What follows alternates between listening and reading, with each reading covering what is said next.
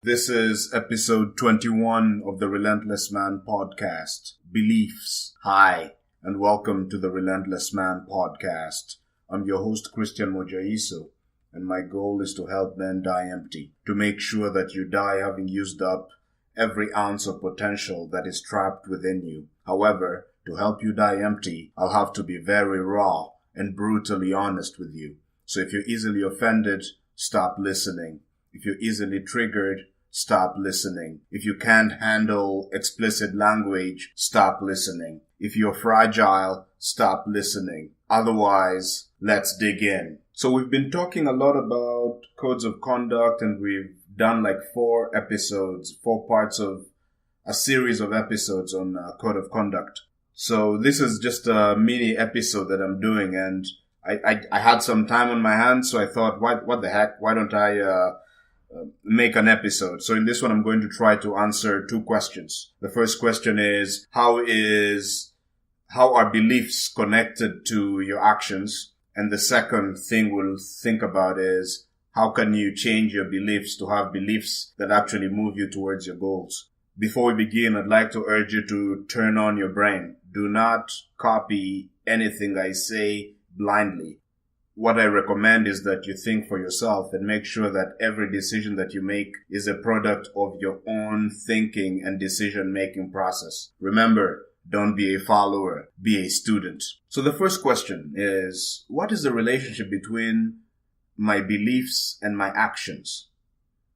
Now, this is an important question because actually the way I'd reply to it is that the connection is so powerful. In fact, every action that you make is a reflection of your beliefs and your thinking. If you're overweight, then that reflects. We know that, okay, you haven't fully mastered the laws of nutrition. You haven't fully mastered the laws of exercise. Why? If you'd mastered them, you'd be healthy. If you wake up every morning and start and work on your craft every single day, then that's also a reflection of your thinking. It means that you've mastered and you've grasped the importance of working on your craft, and you're working on your craft. It also tells us that you believe that you're able to work on your craft, and you believe that you're able to discipline yourself. So your very action of waking up and working on your craft tells us a lot about your thinking. And literally any action you take, if you eat vegetables or you eat a cheeseburger, that tells us also something about your belief system. It also tells us about what's important to you and what is not important to you. And every action that you have in society, everything that you do says something. Oh, by the way, the things that you also don't do tell us something about your thinking and how you see the world. Now, I said that every action you take is a reflection of your thinking and beliefs, but that doesn't mean that all the beliefs are conscious. So for instance, you may find yourself in a situation where someone says something and you get angry. All you see is that you're angry. Now, if you're not self-aware enough, you might not know, well, why is this person making me angry? You might not know the belief system behind the anger, but it still doesn't mean that the beliefs are there, right? Because the belief is actually there. It's affecting you, and that's why you're angry. Like, if you didn't feel offended, then there'd be no need for you to be angry, right? Let's get more specific. Let's say someone says something to you and you get angry. Let's say they made fun of you. Well, depends on the person. Someone else, if you make fun of them, they just smile and laugh it off. But in this situation, someone made fun of you and you got angry. Perhaps it's because you feel small and you feel that the person has diminished you. So now this is an insult. It's literally your thoughts. The fact that you perceived whatever joke someone was making as an insult made you react with anger. So it's still your thoughts here controlling how you feel and react in the moment.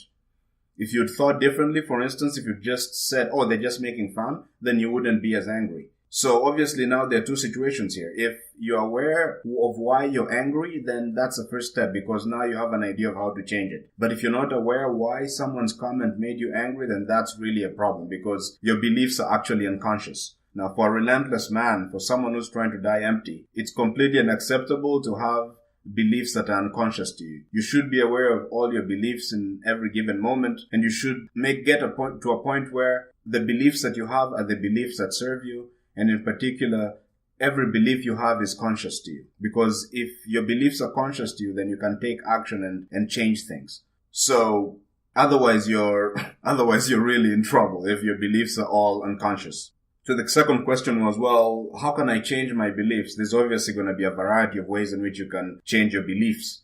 But the first step is you gotta recognize those beliefs. You gotta know them. You can't change something that you don't know. If someone makes you angry and you feel angry, figure out why you're angry. If people compliment you and you brush off the compliments, well, think about, why do I brush off the compliments? What thought process, what belief system leads me to do that? Once you're aware of the belief systems that drive your actions, that's the first step towards changing. Because once you realize the belief system, next step is to act in a way that's different from the belief system itself. So, I'll give you a personal example. So, I had for a while this belief system that I was somehow, I work in math. I'm a math student going to graduate school soon. And I had this belief that I was good at math, sure, but I always felt that I was kind of slow at calculation and I was just a slow thinker. Unconsciously, I'd internalized this belief that I'm just a slow thinker.